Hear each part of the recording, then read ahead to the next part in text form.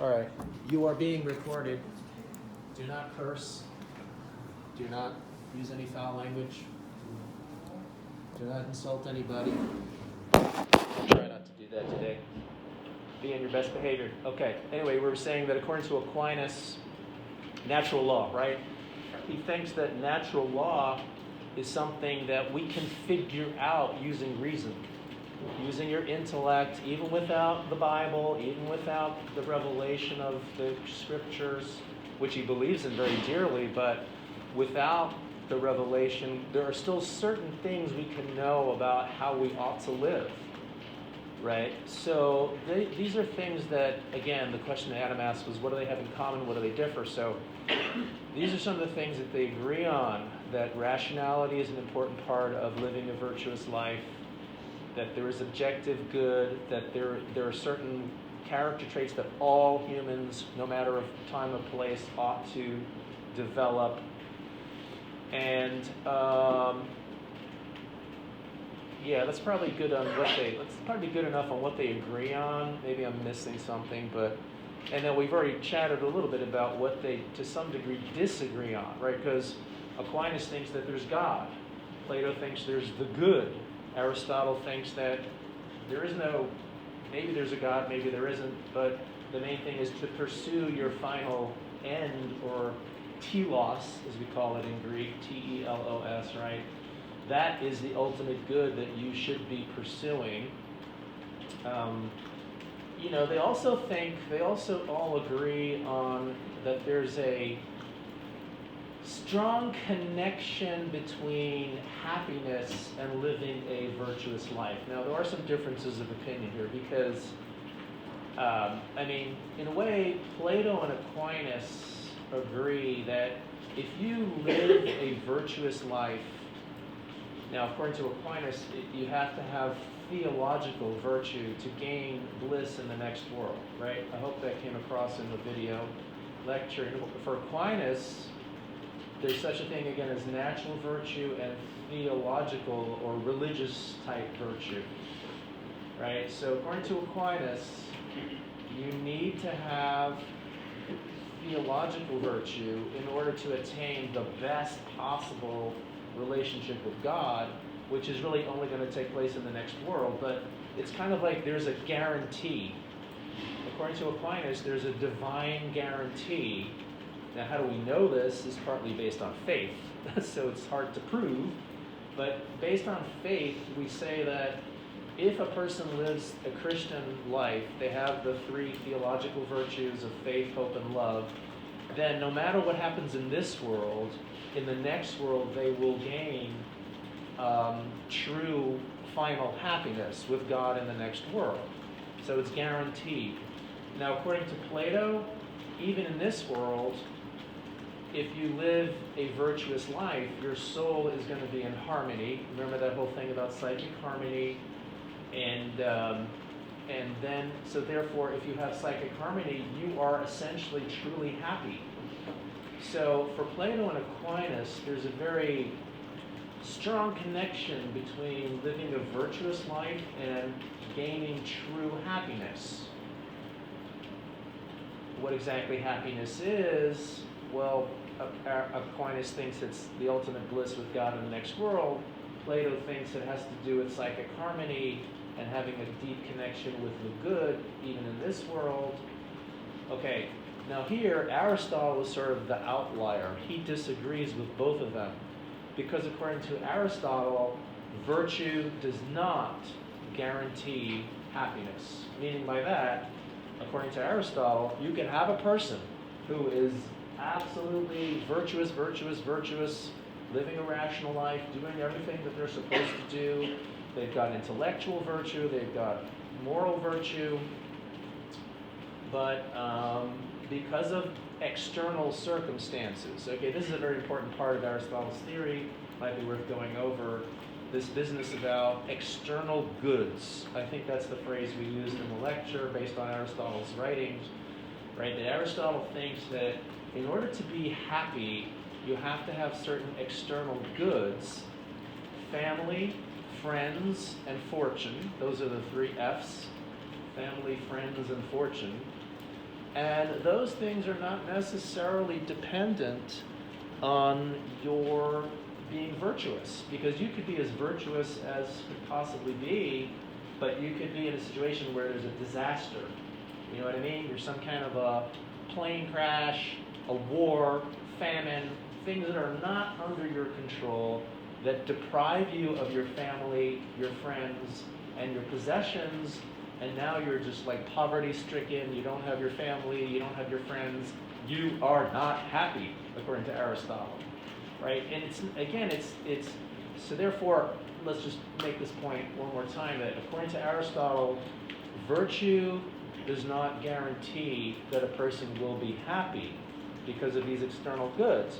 According to Plato and Aquinas, external goods really don't matter that much, because in the next world you'll have God, that's Aquinas, and for Plato, the main thing is your connection with the good. It's all about this internal thing, and all these things that are happening outside of you are in some way not really all that important, according to Plato, as long as you have your relationship with the good in good order, and as long as you have psychic harmony, you are truly happy. So there's a big difference between Plato and Aquinas on the one side versus Aristotle on the other side. Okay. Other contrasts, I mean, in a way, Aquinas is very different from the other two, because Aquinas is a Christian, and he has faith, and he has belief in revelation, and the other two philosophers just don't have that in their theory at all. Right? So that's a big difference between Aquinas on the one hand and Plato and Aristotle on the other hand. Yes, Adam? So would you say, this question says, what problems / criticisms may be raised against Aquinas' views? Would that basically be that it's hard to, prove the existence of God? Yeah, that'd be one way to go with criticism of Aquinas is, now I just want to clarify, according to Aquinas, maybe I touched on this in the lecture a little bit, that Aquinas thought that it is rational to believe in God. However, the argument, we didn't really go, that wasn't the main subject of this class, but Aquinas thought that there has to be a first cause, sort of in the way that we saw Plato arguing for the good. There has to be an ultimate being that's the source of everything. Okay, so Aquinas thought that it is rational to believe in a supreme being of some sort. That's rational, and Aristotle should have known that. Being the rational guy he was, he should have figured that out. But what's not provable is the revelation. That is what we have to accept on faith. In other words, God's communication, the fact that God is a person, not just a supreme being like an it. Remember how we contrasted Plato's theory of the good with the Christian idea of God? We said that the main difference there is that, according to Aquinas, God is personal. God speaks, he communicates, he sends down prophets and Jesus and tells us, do this, don't do that. Whereas according to Plato, the good is impersonal, right? So that's the part that's hard to prove. That there really was a revelation. There are all sorts of people who believe or argue that, maybe they were just, I hate to say this, but people say maybe, they were on acid, that kind of thing. That how do you really know that the revelation really happened? Maybe they were dreaming, they were fantasizing, they were hallucinating. It's hard to prove. I think this is one way of criticizing Aquinas' theory, is to say, listen, it's hard to really, how do you really know that the revelation happened? Maybe it's all fake, blah, blah, blah. So, that's a problem that Aquinas has to have some kind of response to, or he's just going to have to say, listen, ultimately it's faith. I told you, faith is something that is not completely rational. That's just one way to go. But that's one place where you might, Aristotle probably would criticize Aquinas and say, hey, if you can't prove this, then I'm not accepting this. So, that's a sort of philosophy of religion type of issue. On the other hand, Aquinas might respond by saying something like, deep down, everybody has a natural, speaking of natural telos, everybody deep down wants to be truly happy, right? Aristotle agreed that that's our telos, is to be truly happy, and a happiness that comes to a screeching halt when you die is obviously not as good as a happiness that goes on forever and ever and ever. So I think Aquinas would argue that by nature, we, even atheists and agnostics who don't believe in God or don't believe in a next world, deep down they really want that to be true. Because that's the only if there's an eternal life are you really going to get a happiness that lasts forever. And naturally, that's really what everybody wants. So this is part of the debate that would go on between Aristotle and Aquinas. Aristotle would say, you can't prove that there's a next world. You can't prove that there's a revelation. Aquinas is going to say, yeah, but that's what deep down people are seeking. So if you tell me there's no afterlife and there's no God, there's no perfect happiness, then in some way human beings are in a sort of absurd situation, because naturally we want the best, and you're telling me that we can't have it. Then Aristotle might say, yeah, well, that's just too bad, isn't it? This is the way the cookie crumbles. We're finite, we die, it's over. Unfortunately, our best wishes don't necessarily come true. So that's kind of where Aristotle and Aquinas would kind of go at that debate. And of course, different people are going to side with Aristotle, and other people will say, well, to me it makes sense to pursue the best life, even though I might not be rationally able to prove it. I'm hoping. Remember, Christian virtue of hope is part of it. So, okay, well, I've kind of extemporized a little bit on this question, but it's good to go over some of this stuff. I'm trying to think, is there anything else that they disagree on or agree on that's worth going over? Maybe that's pretty thorough for the purpose of this test. You know what I mean? Yes? Are we able to ask questions about exam formatting or more specific You know, I don't know if it's this thing or that thing. I can't hear you. I'm just sorry. Can you just speak up a little more? Are we we ask questions about exam formatting? Are we looking at open response, multiple choice, short essays? Okay, so I'll tell you, it's all multiple choice. The test questions are all multiple choice, and I was going to put up on the screen some sample multiple choice questions, but unfortunately I can't do that. However, what I could do, I could just email you some sample multiple choice questions. Would that be good? Okay, I'm happy to do that right now, and then you could look at them and we could go over them. But maybe I'll take a few more, it's only 10 to 10 now, so before we do that, are there any other questions from the review questions that you would like to hear a little more about or go over? Yes, Gus? Can you talk about double motivation? Double motivation. Okay, that's a good one. I know that that's on the test. Double motivation theory. It's been suggested, and I talked about this in the lectures, that you find a double motivation theory in Plato and in Aquinas. I don't think it applies to Aristotle.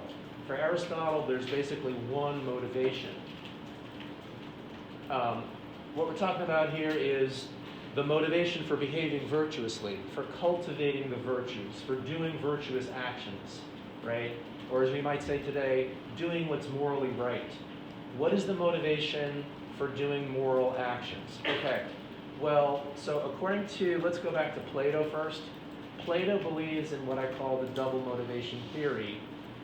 I think we went through this before we got to the video lectures, right? Because we did Plato before the videos. So just to go over that, for Plato, there's two motivations for behaving virtuously. One is, it's going to make your soul happy. You're going to have internal psychic harmony. It is healthy for you, healthy for your soul to do good actions because you cultivate psychic health, and that's true psychic happiness. So that's one motivation. And that is, in some way, an egoistic motivation. It's your own self-interest that's at stake. You're going to be better off if you do moral actions. That's motivation number one for Plato. The second motivation is more, let's call it more noble. It's more other-directed.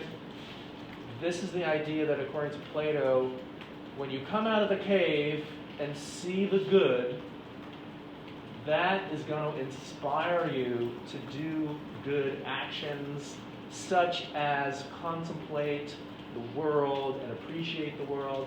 And not only that, but remember how the guy goes back down inside the cave to try to rescue other people because he's so overwhelmed with the beauty and the majesty of the good that he is motivated to help other people see the good and act in a good way.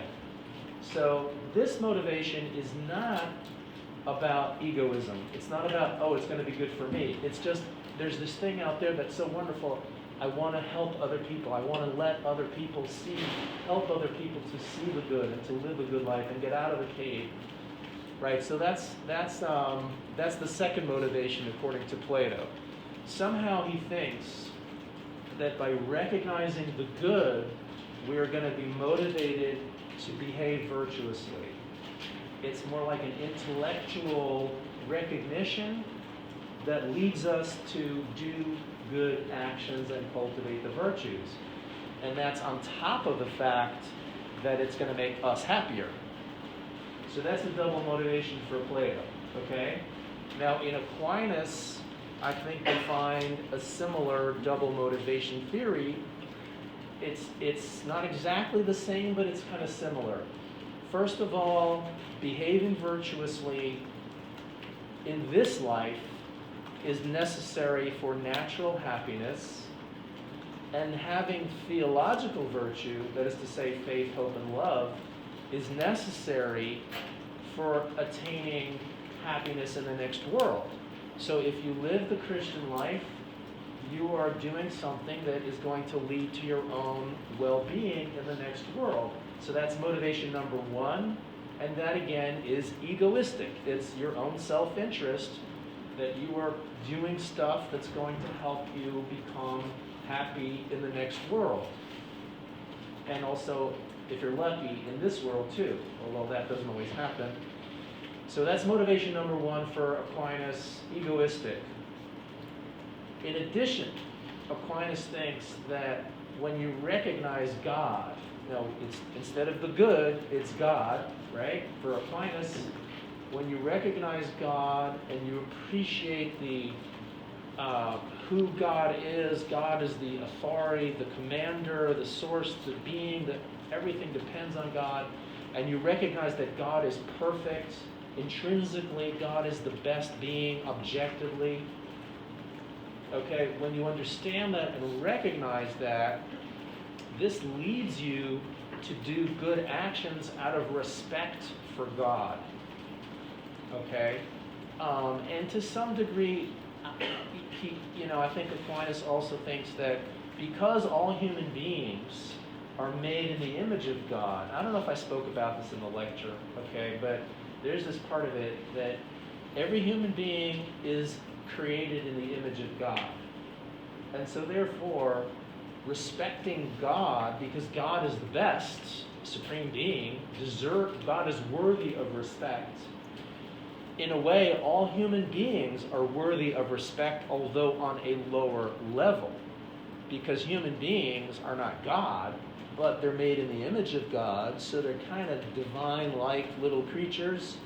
They're imperfect, they're finite, true, but there's something about us that is like God, and therefore when you respect God, you should in some way also respect your fellow human being. And when you love God, if you truly love God as a supreme being, and then you recognize that human beings are similar in some small way to God, then it follows that you ought to love all human beings as well. Although not to the same degree that you love the best, you want to love your fellow neighbor in proportion to the degree to which that creature is intrinsically valuable. So you don't want to love other people to the same degree that you love God. it seems, right? But anyway, the point you asked about double motivation. So getting back to the double motivation thing for Aquinas, it's number one motivation for being moral is self-interest, happiness, either in this world, especially in the next world. Second motivation for Aquinas is out of respect or recognition for God, who is the commander and the authority of the universe, who has laid down the natural law and also inspired us through revelation to follow the Christian path. So those are the two motivations for Aquinas. Again, egoistic and basically acting out of respect for the ultimate being, which is God. Now in Aristotle, you don't have God, you don't have the good as an external thing that's perfect. The only motivation there is, according to Aristotle, is your own telos. That's the good, according to Aquinas. So it seems like for Aquinas, there's basically one motivation. You're going to be virtuous because that's going to promote your telos, which is self-interested. So it looks like, according to Aristotle, the only motivation for behaving virtuously is a self-interested one, and he thinks that by nature humans are ultimately self-interested creatures. So he doesn't think that that's a problem to say that virtue is a matter of self-interest. It's just that a lot of people don't really understand what true self-interest is. They think that self-interest has to do with pleasure, or they think that self-interest has to do with getting high and, getting drunk and using drugs, or whatever people think. Some people are just mistaken about what true human happiness is, according to Aristotle. But if they really understand what happiness is, they'll realize it's the flourishing of the human being, achieving the best of your potential, but that's still a matter of self-interest. Okay, good question, Gus. Any other questions from the review questions that are on your mind?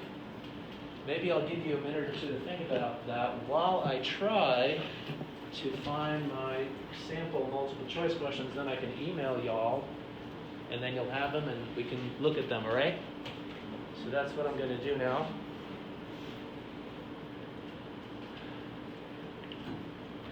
Try this one more time. I don't know if it's syncing. Why is it not syncing?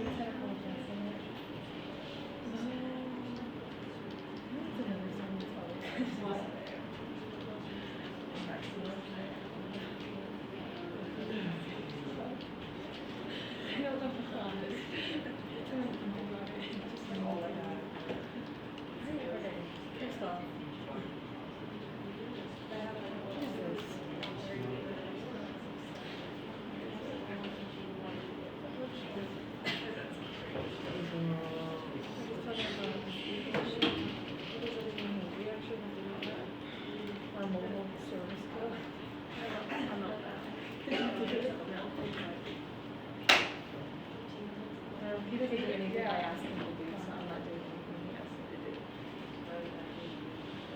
Oh, well, yeah, I don't know. I'll just email these to you. The only reason he answered my text was because he told me that I was going to pick up their signature from him. I was really so much.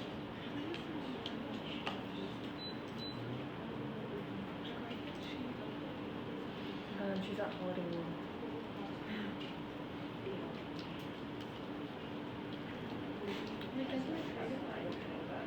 Yeah, she doesn't have to read.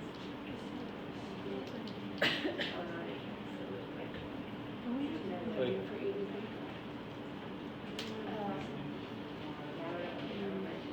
She emailed me 2 days ago and was not today.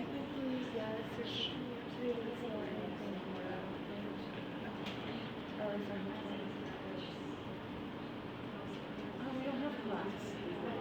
Oh, we have class today.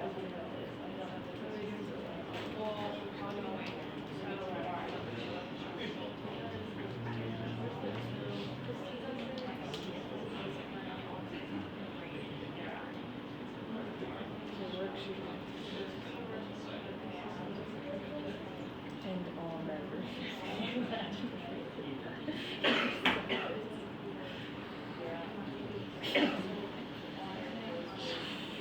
I have to FaceTime till next night. I was like, it's 9 o'clock at night. I'm not FaceTime. Oh, I found it. Okay, here we go. The way when I do FaceTime is you group Snapchat.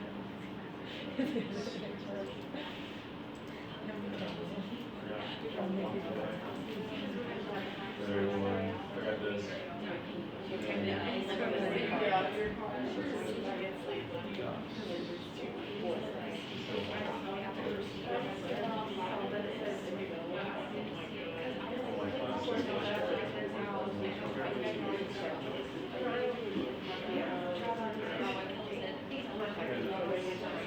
So we do this anyway. Good discussion. Teach myself. That's why I feel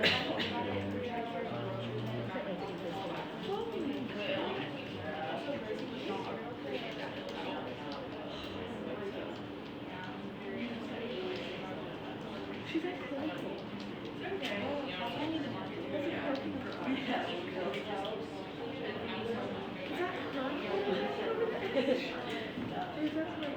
All right, this is coming to you. I don't think she drives in the You get it?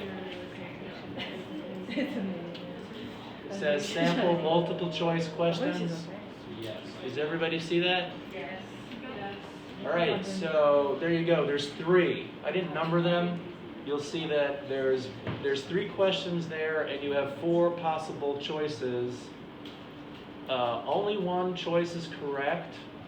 And by the way, on the exam, there is no penalty for making a wrong answer, so don't leave anything blank. Just take a guess. There's no penalty for a wrong answer. You just don't get credit for the question.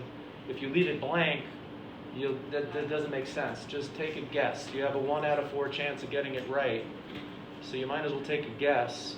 Some of the questions you might be able to eliminate 2 as really that can't be right, and then you'll just take a guess or try to think about what is the best possible response. So don't leave anything blank.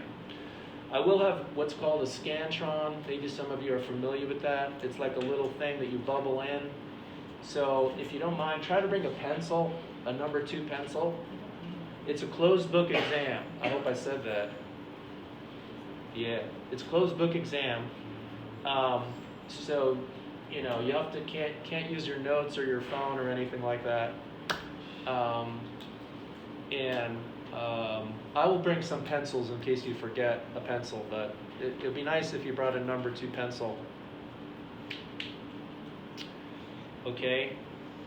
And you'll have ample time. I don't think time will be a factor.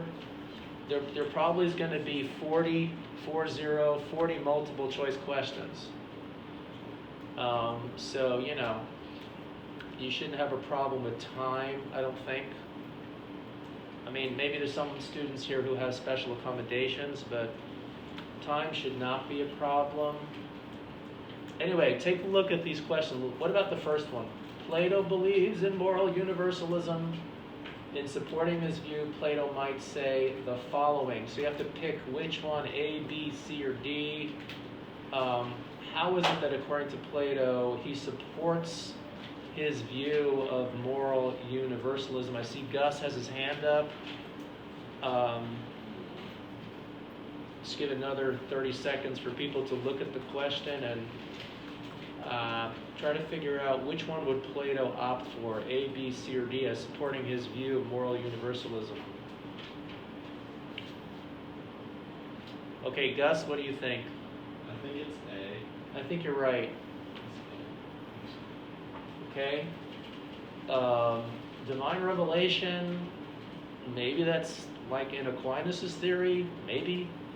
Dictates of the rulers of a city, what is determining what's right or wrong. That sounds like a relativistic thing. Well, in every city there's going to be something else that's right. Majority rule, right?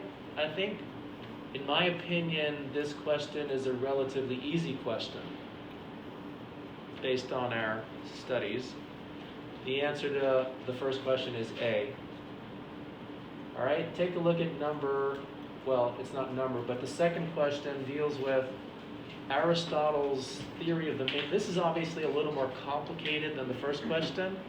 So some of the questions on the test will be more like the first one, and then some of them will be more like the second one, which requires a little bit more thought, and maybe it's a little more challenging as to what the answer is to the second question. I'll give you a minute or two to look at that question.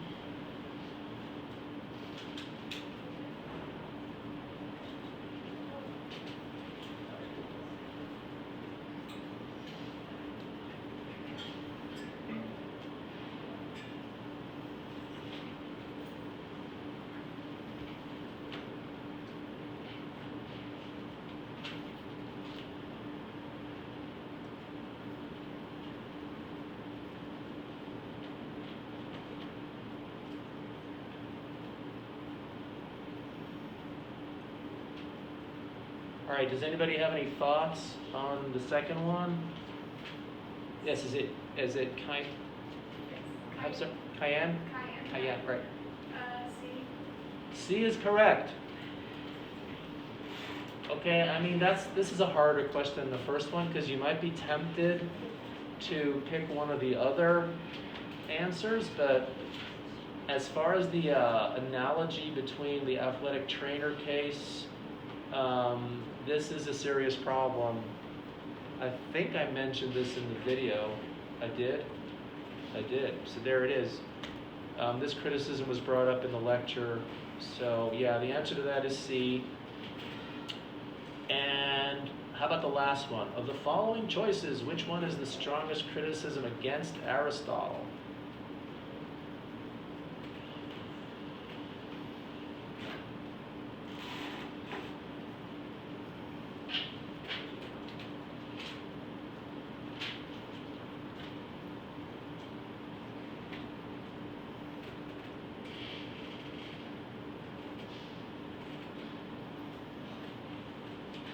Yes.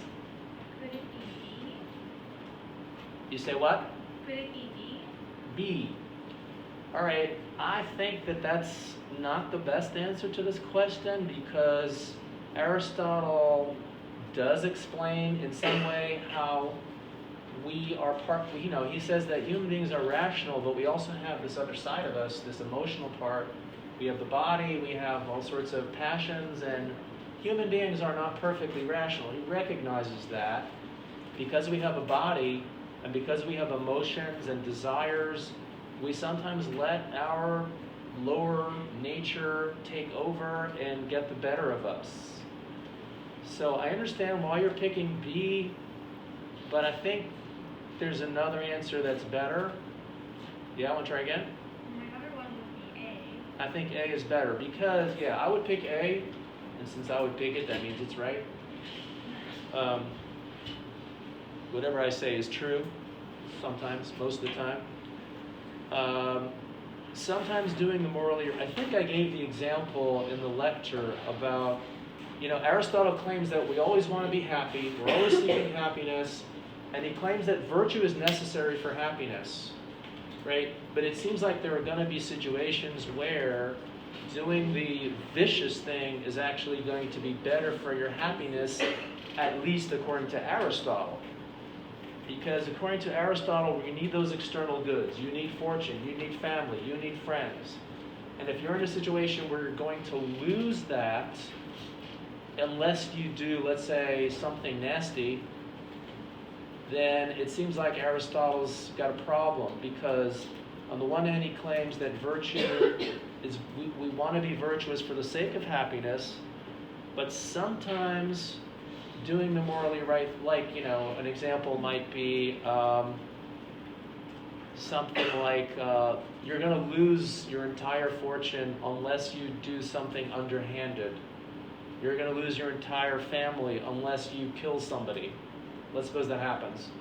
Well, then according to Aristotle's theory, it would seem like you should do that thing because the only reason you're being virtuous in the first place is for the sake of your this worldly happiness. So I think that A is a better answer to the question.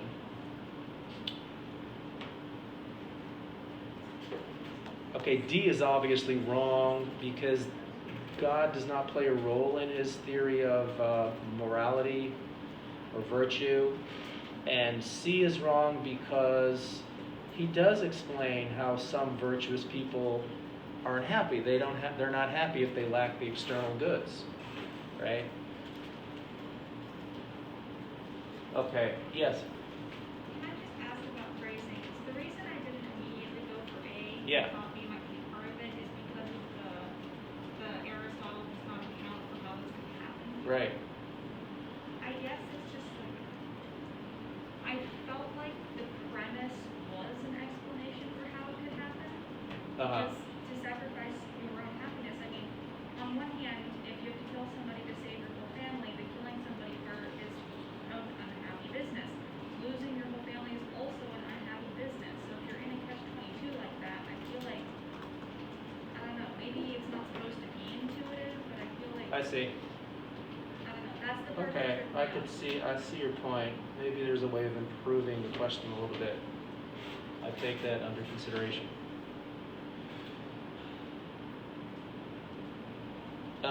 I will say, sometimes if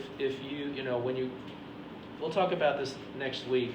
Next week there's no class Tuesday, right? So because there's no class, I'll send you a video to watch. Haha, that was a joke. I won't make you watch a video on your midterm break. But so we won't be having class, and we won't be having any video lectures on Tuesday because that's just a day off, right? So next Thursday, I will give you back your exams, and we'll go over the exams a little bit. And I'm always open to people giving me an argument about why they picked that answer, and if they can give me a good reason for why they picked the answer. This is talking about, once you get your test back and look it over, and if you come up with some explanation for why you answered it the way you did, then I could give you the points. So I realize some of these questions are not entirely objective, shall we say? Yes. I was just going to ask, a lot of what trips me up on multiple choice exams is just phrasing. Yeah. Can we just raise our hand and ask you what something means? Yes, during the test, if you are looking at a question and something's unclear to you, you can raise your hand, I'll come over, and you can ask me any question you want, and I'll say, here's what I meant by the question, or I'll say, you're supposed to know that. So don't hesitate. I mean, it doesn't hurt to ask. You can raise your hand and say, hey, what's the answer to this question? I'll come over and say, I can't tell you that. You know what I mean? Or you can ask me, what does this word mean? Do you mean this, that? And if I think it's a fair thing to tell you without, being unfair to the rest of the class, that can happen. Now you also have a paper in this class coming up.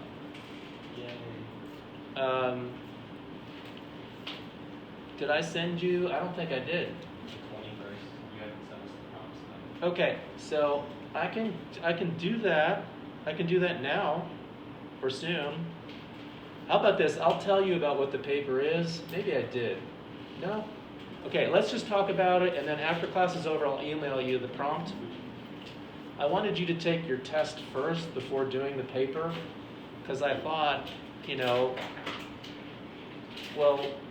let me tell you what the paper is about. Does anybody, the more important thing is, are there any review questions you want to go over? Yes, sir.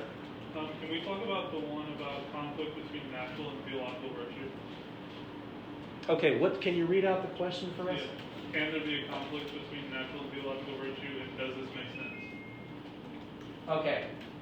This applies to Aquinas, right? Because Aquinas is the guy who believes in theological virtue and natural virtue. Can there be a conflict? So it seems like, at least on the surface, it seems like there can be a conflict.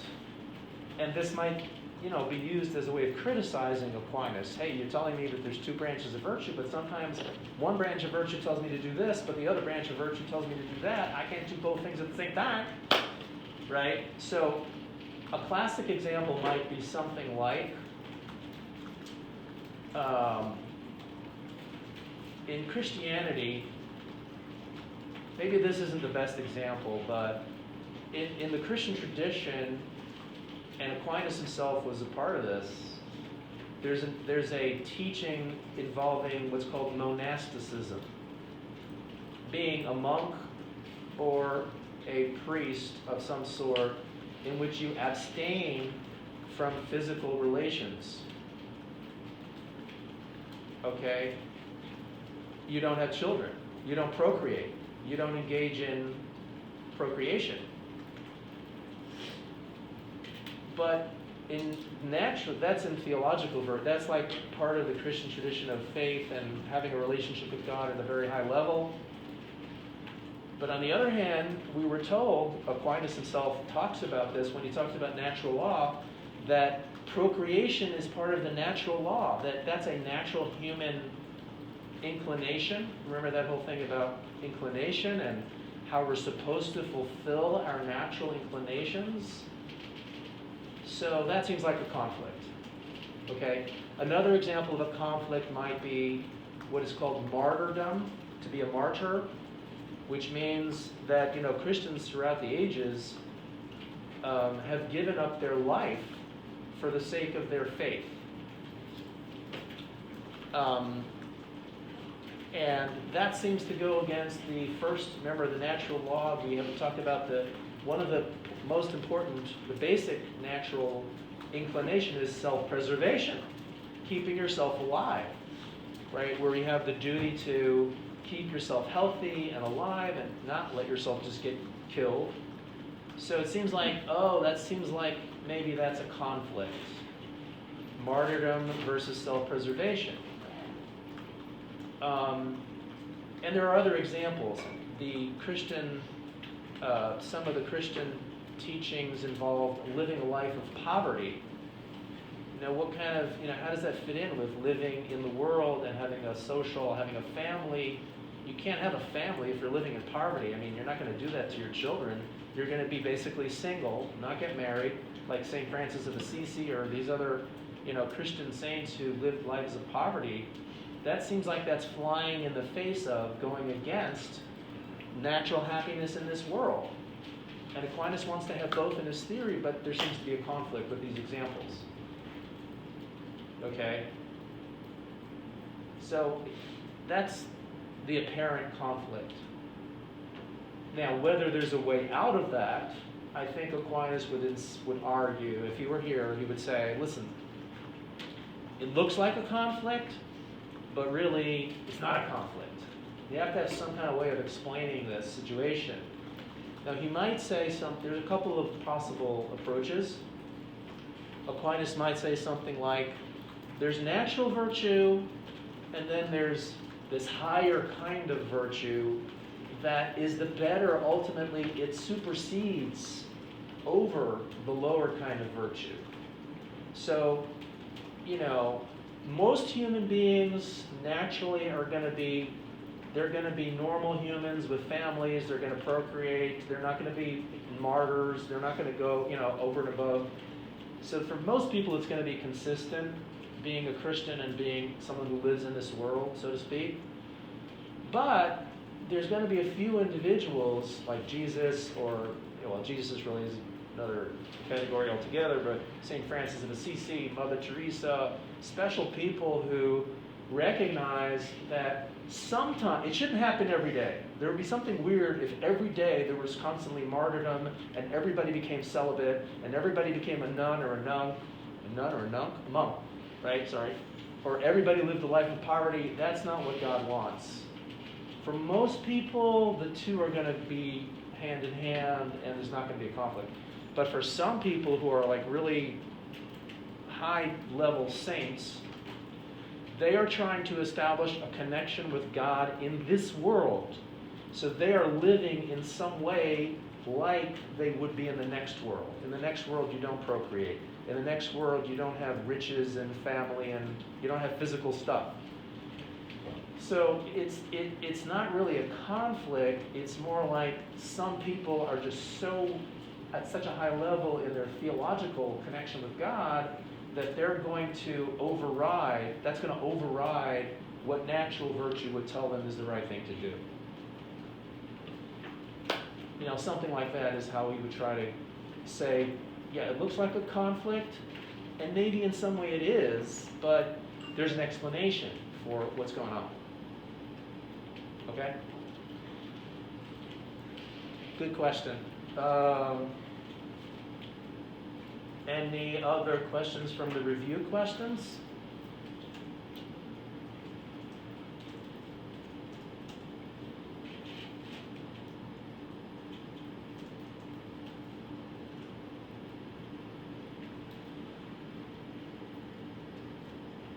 Okay, so not hearing any other questions about the review questions, I will talk a little bit about the paper, and then I will just let you go unless you think of something else, or I can hang around if someone wants to talk in private.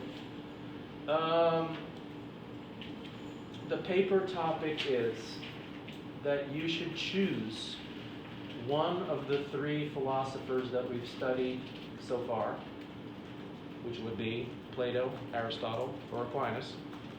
Choose one of those philosophers, and basically in, I would say, 5 to 7 pages double space. That is going to be the paper size. 5 to 7 pages double space. Okay? Some of you may want to go over 7. That's okay. If you go over 7, that's okay. I would say if you go over 10 pages, that's probably too much. But you don't want to go under 5 pages. I mean, if you go under 5 pages, I'll say you must have missed something you could have talked about a little more, so you definitely won't get an A if you go under 5 pages.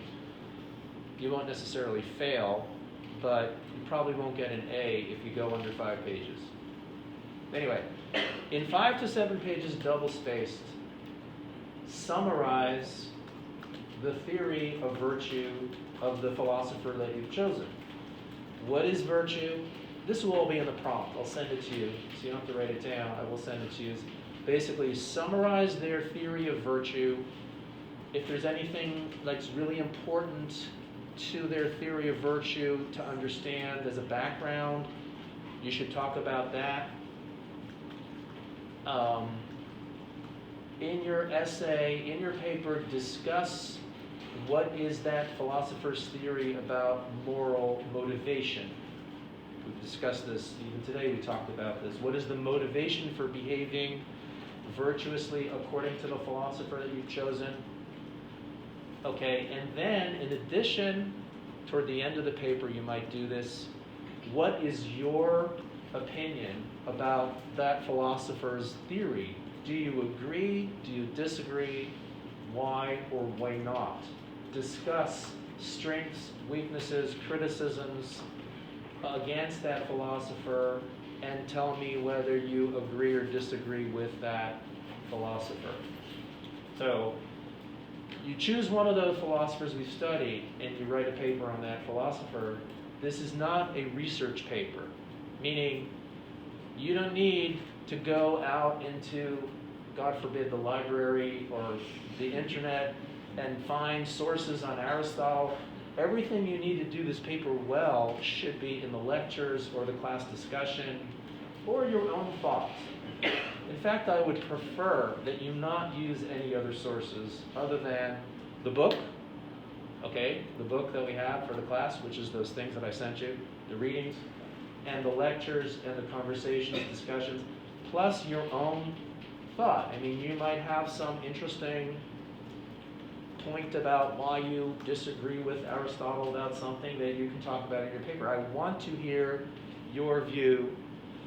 And so sometimes students ask, is it okay to say I in the paper? And the answer is yes.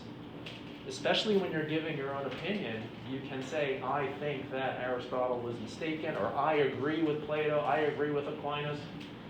When you come to that part of the paper where you discuss your own position, try to defend it. Try to explain why you agree. Don't just say, I agree with Plato, and that's the end of it. Say, I agree with Plato because of this and this, or if you've mentioned some criticisms, which you should. For each philosopher, there's some critical, questions. Then presumably, if you agree with Aristotle, you have some kind of reason for thinking that the criticisms don't really matter, or aren't really that good, or aren't really strong.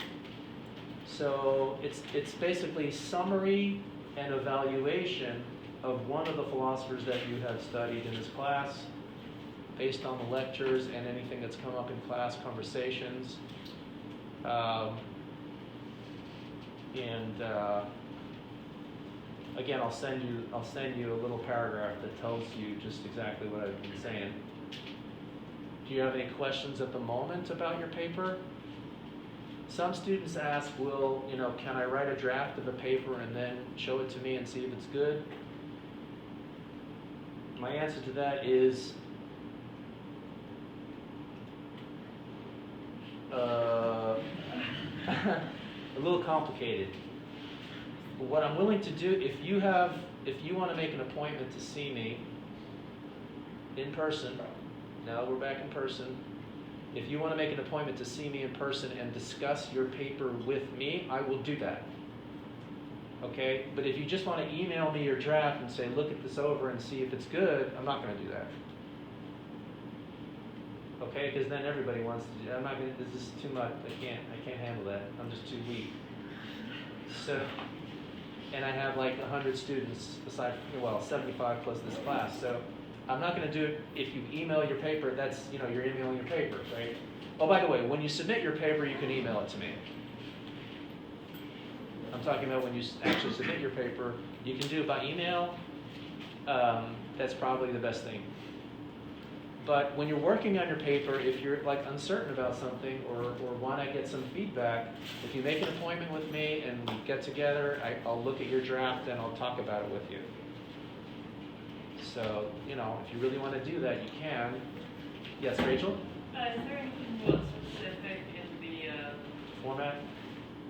format of the email specifically? Anything you want, like the line for it, so we the subject header?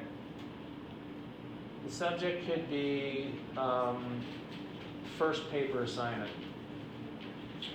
And this is something I would request is try to write the paper using Word and send it to me as an attachment, as a Word document attached to your email. And that would be helpful. Okay? Now, as far as, I thought you were going to ask about the format. The format is, let's call this a semi-formal paper. Meaning, this should be a paper that you're writing which, is grammatically correct.